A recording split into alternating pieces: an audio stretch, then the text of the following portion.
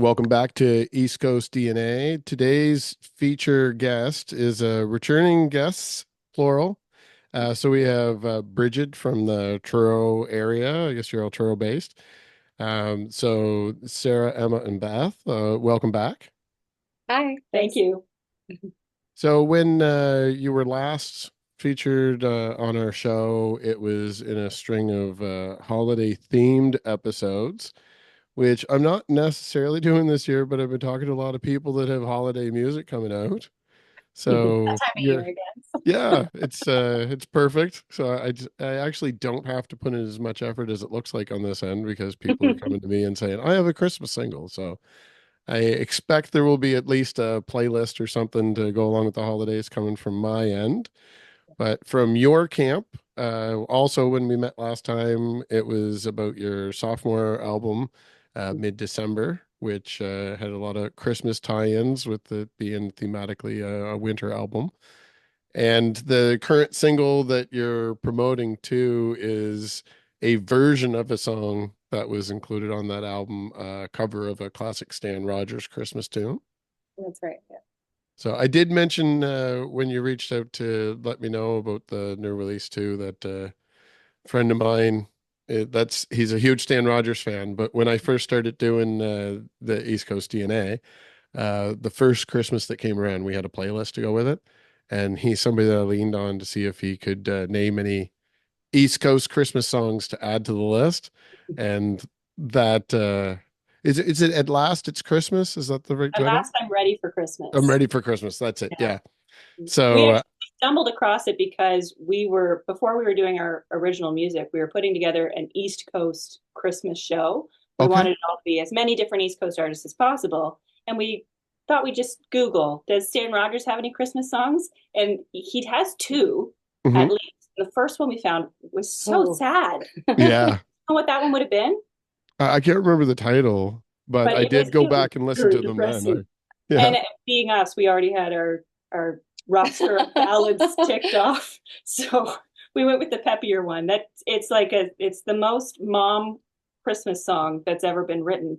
For Oh sure. yeah. For that. Yeah. We could all relate to every single verse, so this is perfect. Yeah. Amazing fit. So I'm curious, before we just talk about Christmas the whole episode, since we were doing it before with a holiday theme, we talked a little bit about the band and you individually as far as how you got to this point that you're doing it and your individual lives. But what's been happening the past year, because you definitely all have Mm. multiple faceted lives. You're all over the place doing different things. And as you mentioned, like being moms and professional women. So you have a lot of things on the go. But what individually or as a band, as a trio, has there been any highlights from 2024? Well, the last 2 years have been kind of a whirlwind. Full tilt, We've been performing together for much longer, but we kind of decided, you know what, we're going to start recording, get some of our original music out there. So our debut album came out in 2023.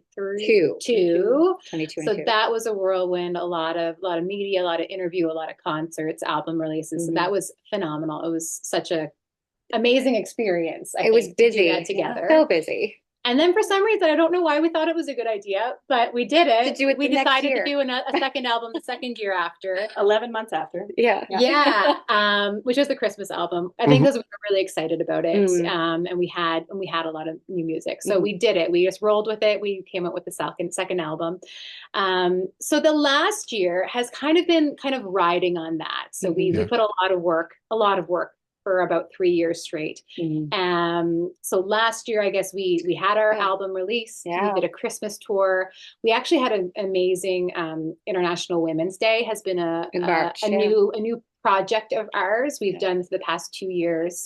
A huge show in March that brings together women from across Nova Scotia from a variety of different art forms. So we've had dancers, we've had poets, we've had other musicians, filmmakers, comedians. So that entity is just growing every single year. So that's something that we've been kind of working on as opposed to some maybe new recordings. Yeah. And though. We did decide, we also, after 2.5, almost 3 years of going full tilt, we needed a break. So we decided to take the summer off and spend it with our families and to kind of refocus and kind of collect some thoughts and write some new stuff. So we're working on new material, and this is our first time back on stage. We did a small thing on Canada Day for our community. We always like to take part in community events. And then we decided, let's do less for a little bit. Yeah, kind of took July and August off, and then we Nova Scotia had its inaugural Stampede. Don't know if you've heard about that, but that's in our hometown right here. So we actually performed at the Stampede. I like to say that we opened for Heather Rankin, the Masters. We, same night kind of thing. Yeah. So we did have a fun show there. But yeah, really focusing on kind of a big Christmas tour now that we've had that little break. Amazing. And speaking of the Christmas tour, I do have the dates listed here in front of me, but maybe you could talk about the communities that you're coming to visit soon. I know one of them's coming up really soon. So hopefully people have had a chance to see this episode before November 29th. I think you're kicking off in Wolfville. That's correct. Yeah. So if you want to maybe take it from there, I don't have it memorized.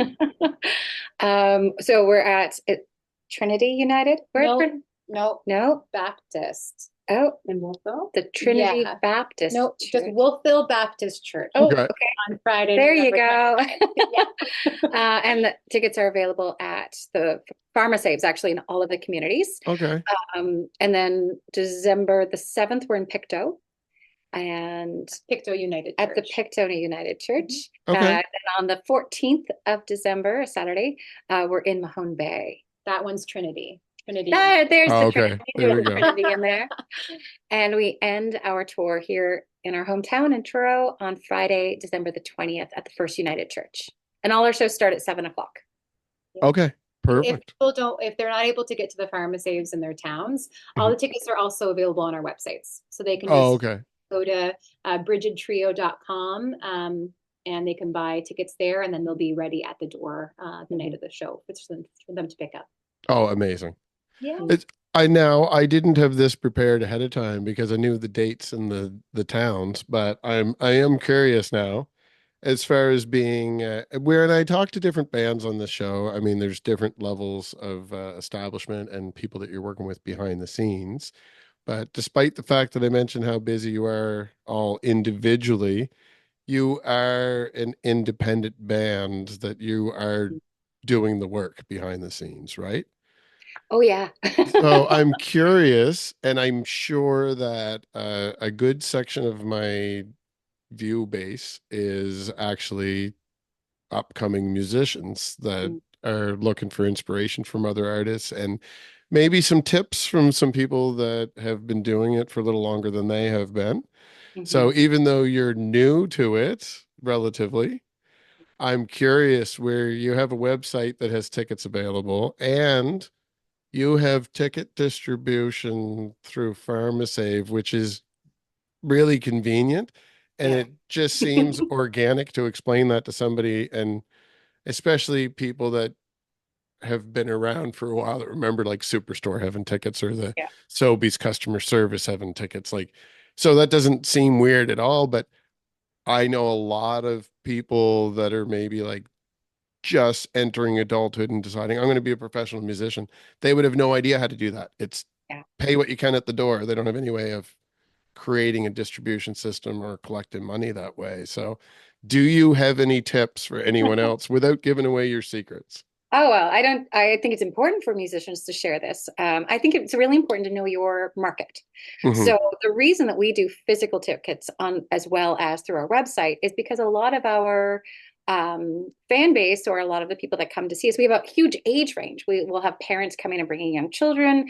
We have younger musicians, young adults, but then we have a lot of older people who want to come, so who aren't as comfortable buying or purchasing tickets online. They may not know what Eventbrite is and kind of those more mainstream tickets.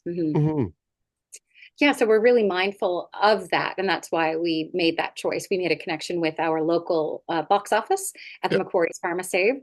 And it was from there and doing a bit of research of what places in what location. So it was a lot of sitting and Googling and making phone calls and waiting for responses to email. So I would say to upcoming musicians, start early. If you're Yeah. doing a Christmas tour, start in August and September. Yeah.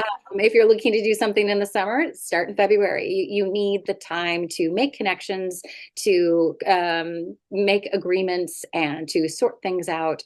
It's important to do the legwork. We have found that we can promote as much as we want online, but unless we have a physical or community presence, it's a lot tougher. So going to the places, which isn't always possible, or having someone in Yeah. those locations to put up posters for you and to help spread the word has been really, really important, especially where we don't have anybody representing us. We're representing ourselves. Sure. Yeah, so that's been, we found we've had the most success in communities where we've been able to do that. And we've had one or two people on the ground who've been able to say, hey, I'm going to the concert. Would you like to come with me? Or I've heard of this band. They're really good. And then also making connections with local sponsors and hoping that they'll help. Because then they'll also promote it because it works out well for them as well. Yeah. The more that you're known about, the more that people are aware of what they're doing to help and create these events for different communities. Facebook events you can also boost, and you can really target which area you want. And so for our demographic, a lot of them still use Facebook. I know the younger groups are moving more towards Instagram or TikTok and all those things, which we're also present on. Yeah. But Facebook for our demographic works really well. So, you can throw 20, 30, 40 bucks at an event. Yeah. Say it's in this location. I want this radius. I want to hit this many people. So we have gotten quite a bit of activity there too. Yeah, that's true. Yeah, that's amazing. I do find Facebook's easier for like event scheduling, like to actually post that I have an event and put it in their calendars. Like that is the way to go. So it's convenient that that's also where the demographic is that seems to be attracted to what you are producing out there. I am curious along that lines too, and with this tour, where it's basically I don't know how to phrase it properly, like a church-based tour. So I definitely see other tours like Joel Plaskett just played a church in the Truro area, like just like First United, so they are they're venues, but where did you get the concept to find venues that were all churches? Well, I've had a long-standing relationship with the First United Church in Truro. They're very supportive of music in general. So not specifically spiritual, like you don't have to attend the church, you don't have to be a member.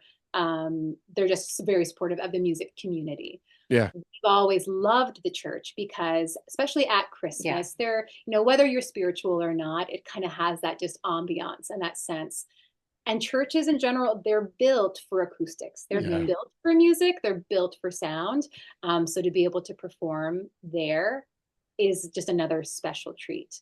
Now, First United in Truro is a little bit different. They actually have a partnership with the Marigold Center, which is the Performing Arts Center in Truro. So some shows, I don't know if Joel Plaskett's was the same, but I know some shows that just lend itself better to a church. Marigold will partner with First United, so tickets are sold through them and then at the church. But for our tour specifically, I think we've had such success and love of singing in First United.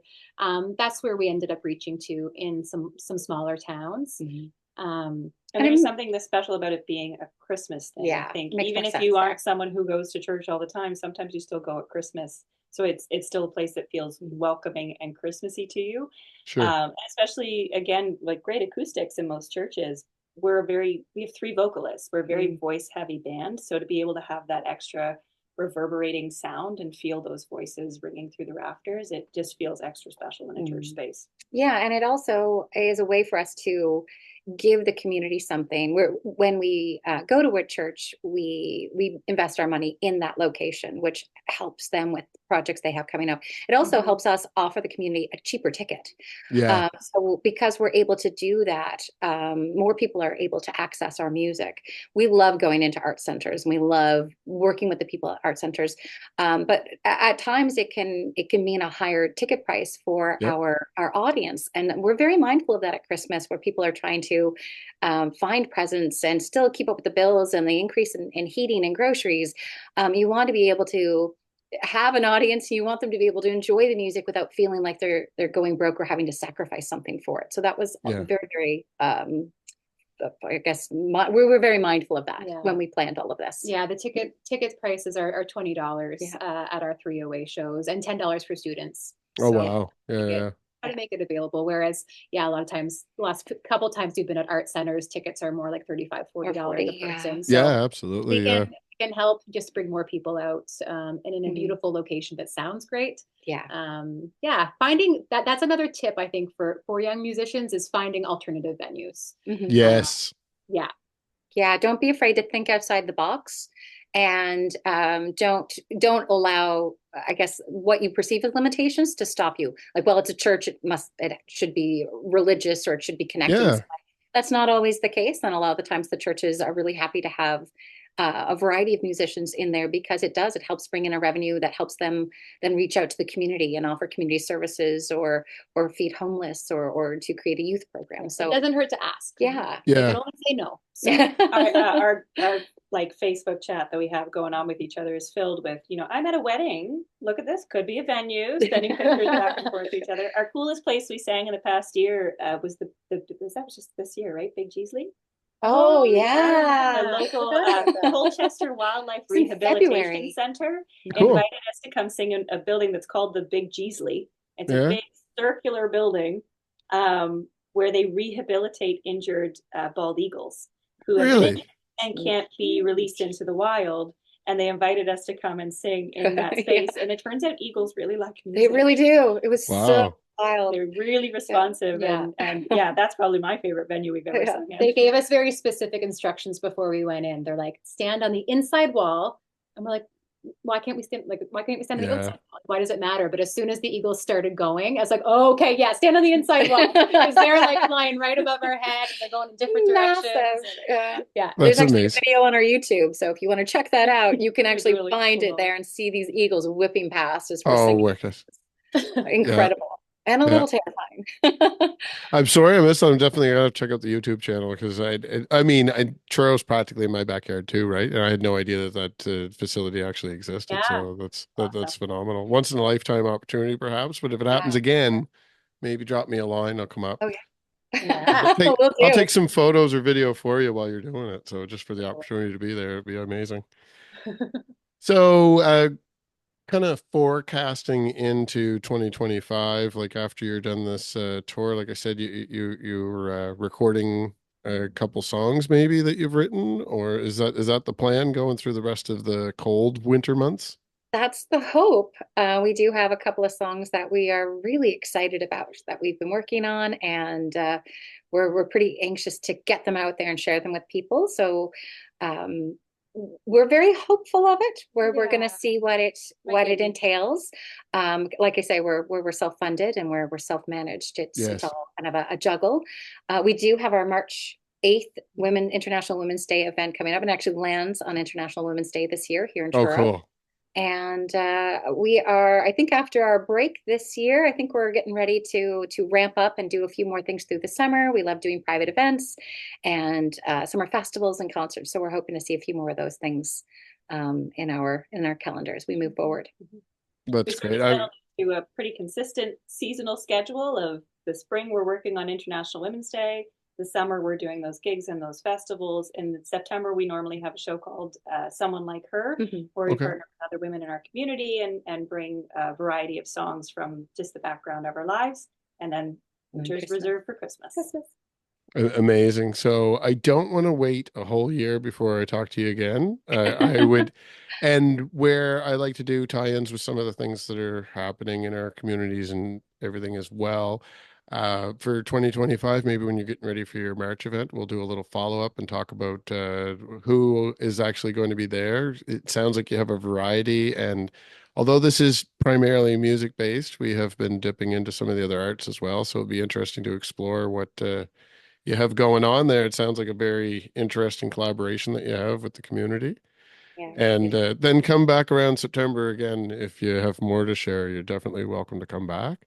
We would love that. So for people that are listening today that are new to Brigid, we mentioned the website. It's brigidtrio.com. That's right. And for ID.